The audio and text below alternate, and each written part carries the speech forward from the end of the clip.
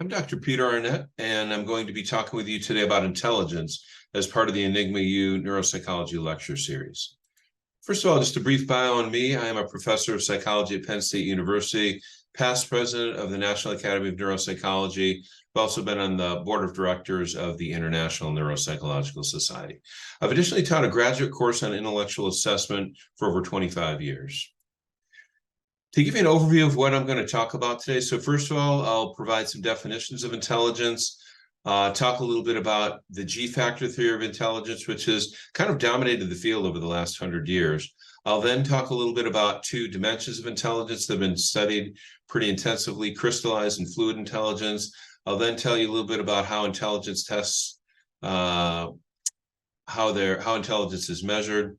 And then we'll discuss a little bit about how intelligence tests are used, so what situations, what we apply them to, then how intelligence tests have been misused over the years. Then I'll kind of sum things up at the end. But first of all, what is intelligence? So there have been a lot of definitions that have been offered over the years, going back to St. Thomas Aquinas, the power to combine and separate. If you look in the Webster's New Collegiate Dictionary, it's defined according to the ability to learn and understand or to deal with new or trying situations, to reason. Ebbinghaus in 1897 referred to it simply as the power of combination. Terman defined it as the power to think abstractly. Binet, who is really the kind of the founder of the modern intelligence test movement, defined it as comprehension, invention, direction, and censorship. Intelligence lies in these four words. And then Berrider defined it as what you do when you don't know what to do. And then finally, Wechsler, who's the author of our two most prominently used intelligence tests, defined it as what we measure with intelligence tests is the capacity of an individual to understand the world about him and his resourcefulness to cope with its challenges. So just to sum up, broadly, intelligence is the power to reason, think abstractly, and solve novel problems. We want to kind of sum up those definitions. And then also, and not necessarily reflected as clearly in the definitions just provided, is the ability to acquire information over a long period of time. All right, so now I want to turn to the G-factor theory of intelligence. And to understand that, we need to first talk a little bit about factor analysis, okay?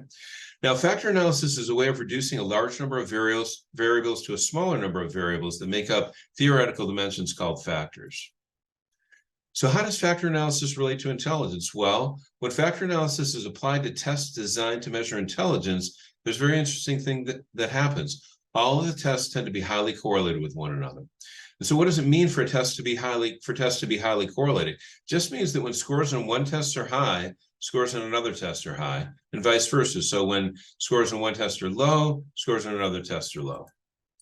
So regarding this G factor of intelligence then, so it's called G because G refers to this general factor. And that's just the proportion of variance that's common or general to two or more variables. And in this context, you can think of a variable as a measure of intelligence. Okay, I'm going to give you an example of how this might work. Okay, so look at the Venn diagram that I have here in front of you. So let's say we have three tests that are thought to measure intelligence: IQ test 1, test 2, and test 3. If we put those into a factor analysis, we would find that they share a certain amount of their variance together. So they overlap, they correlate together. You can see this big G in the middle. That stands for the general factor. So that's the proportion of the tests that they share in common. So it's the common or the G factor that all the tests have in common.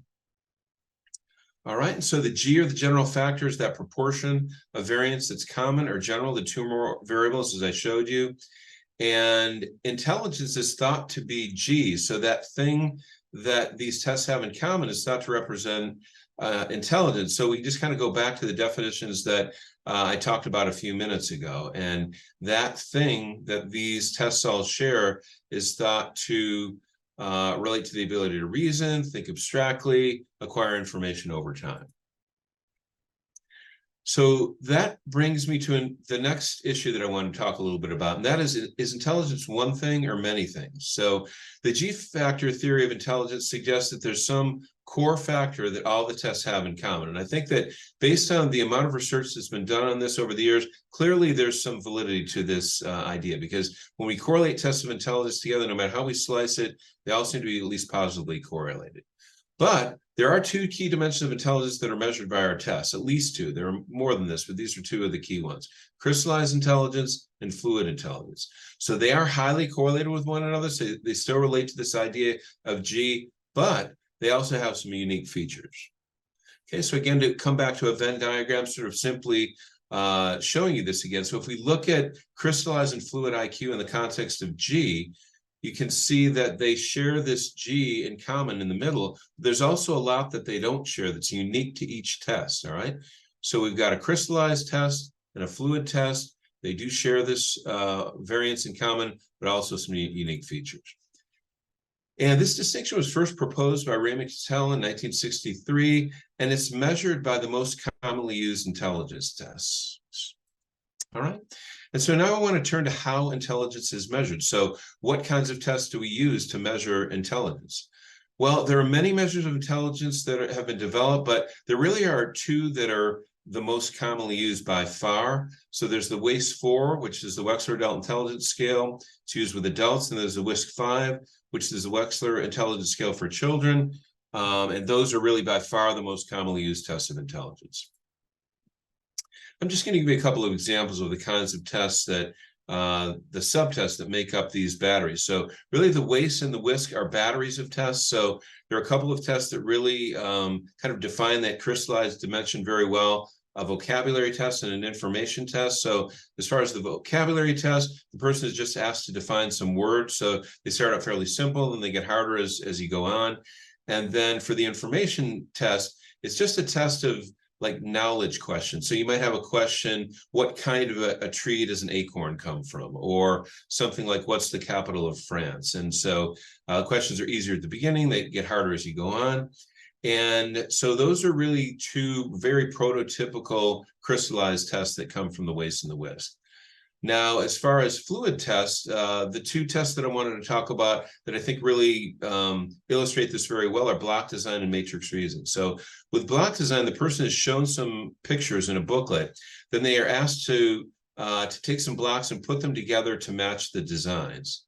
And they start out pretty easy and they get harder, like all these tests. Then with matrix reasoning, the person is shown a picture or a figure in a booklet, and there's a piece missing, and then they're given 5 choices at the bottom of the page. They have to pick the one piece that would best complete the pattern, most logically complete the pattern. So these tests are the kinds of tests that make up these batteries. And again, I wanted to kind of emphasize the crystallized and fluid because those are two really important dimensions of intelligence that we have come to understand. So some properties of crystallized versus fluid intelligence. So again, these are very distinct kinds of dimensions of intelligence. So one of the things we know very clearly at this point is that crystallized intelligence does increase gradually over the lifespan. It kind of makes sense when you think about it too, because the longer you live in the world, the more information you tend to acquire. So your vocabulary may get a little bit better, you may acquire more information about the world around you, and so it gradually increases over the lifespan. And it's not usually affected by most brain injuries. So if a person has a moderate, severe brain injury, a concussion or something like that, typically won't see the crystallized intelligence is affected much at all. And also, crystallized intelligence hasn't changed much in the population over time. So there have been studies that have looked at this over the last, really the last 100 years in the United States and other countries around the world to see whether this has changed much over time, and it really hasn't. And so if you look at people's vocabulary, if you look at the amount of information that people know about the information around them, really hasn't changed much over time. Which I find kind of surprising when you think about it, right? Because we're all getting bombarded with so much more information now than, say, our ancestors 60 years ago, and yet our vocabularies are about the same, and we have about the same knowledge about the world around us. Now, fluid intelligence is different. So first of all, fluid intelligence appears to decline markedly with age. So if we look at, say, the norms for people who are in their late teens and early 20s, their fluid intelligence is very, very high. But if you look at somebody in their 60s or 70s, then it's much lower. So you take a test like block design, you'd need a much lower score if you're in your 60s to get an average score on block design that you would need if you were in your 20s or something like that. And fluid intelligence is usually affected by brain injuries as well. So if somebody has a moderate to severe brain injury, they might be likely to show a decline in something like block design, something like matrix reasoning, relative to where they were before. And also, and this is really striking, fluid intelligence appears to have markedly increased in the population over time. So if you look at the past 100 years, this happened in countries all over the world. Intelligence scores have increased a lot over time, but it's really mainly due to fluid intelligence increasing and not crystallized intelligence. Next, I want to turn to how IQ tests are used. So first of all, they're very commonly used in educational evaluations. So for things like trying to help people who might have learning disorders or dyslexia, ADHD. And so, you might use an IQ test, or a psychologist might use an IQ test if a student is really struggling in school and you're trying to figure out, well, what's going on here? Is it due to the fact that their intellectual abilities are just not very good, or could be their intellectual abilities are actually quite good, but maybe they have a learning disability in reading, so their IQ scores are pretty good, but their reading scores are very low. Or you could have somebody who may have ADHD, again, somebody whose intellectual function may be quite good, but they have a lot of problems with, say, memory, paying attention, concentrating, and things like that. And so IQ test is a foundation for these kinds of evaluations, where the psychologist might use other tests as well, such as tests of memory, attention, processing speed, things like that. IQ tests are also commonly used in evaluation of patients who've experienced brain injuries like concussions or mild and severe traumatic brain injuries. And these can be really useful, especially those crystallized tests, because again, they tend not to be affected too much at all by things like brain injuries. So they can provide a really good reference point for interpreting how the person should perform in other like fluid tests or processing speed tests, tests of attention, things that are much more likely to be affected by things like brain injuries. And also IQ tests are commonly used in evaluation of patients who may have neurological diseases or cognitive problems with aging, like mild cognitive impairment, Alzheimer's disease, other types of dementias. So again, it can provide a really good foundation for trying to understand what's going on with the person. Then finally, IQ tests are commonly used in research. They could be used as a reference point for being able to just see how intellectual function might be affected in different kinds of conditions. In fact, some of those conditions that are often where IQ tests are often used in clinical practice.